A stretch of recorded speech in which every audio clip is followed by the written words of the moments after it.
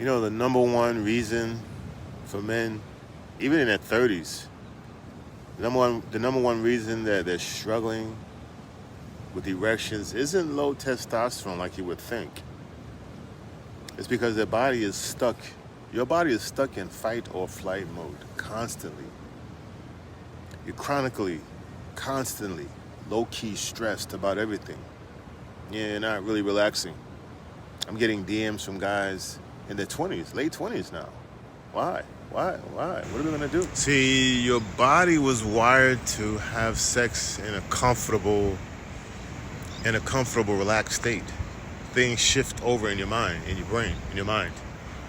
Presumably, this is done for procreation, right? And so it's way more successful. Your body is way more successful in having full erections and things like that when you're not in fight or flight mode. See, it's a nervous thing. Your nervous system controls your ability to keep an erection. It's your nervous system. And if you're not allowing your body to shift from your sympathetic to your parasympathetic nervous system, right? Your nervous system is in two parts. Then you can't. The parasympathetic is your rest and rebuild state. Rebuild means procreate. That's when blood flows more to where you need it the most. Your sexual organs. You're going to get excited more mentally.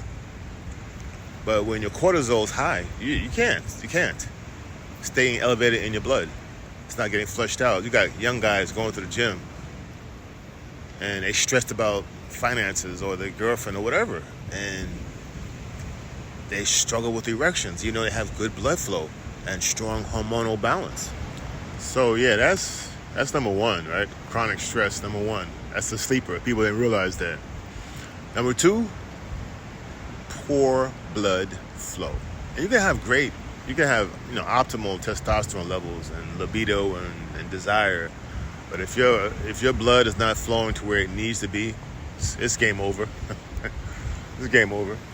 And a lot of that has to do with diet and movement, exercise, right? And number three is your hormones are out of balance.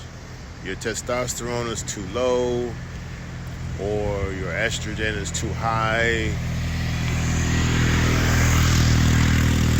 or your cortisol remains elevated. So you won't feel like a man at all, let alone perform like one in the bedroom. I'm not laughing. Yeah, this is kind of a broad topic. I'm realizing it now as I'm talking. So we're gonna just break them down into videos. But first thing is you gotta get your nervous system right. You gotta get your nervous system right. People sleep on the importance of that. Recognize that chronic stress and stress is mostly created by you in your mind. A lot of it. How do you react to things during the day?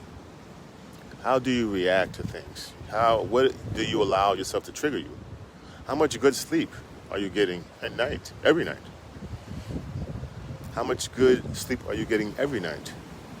How much sugar and carbs are you consuming?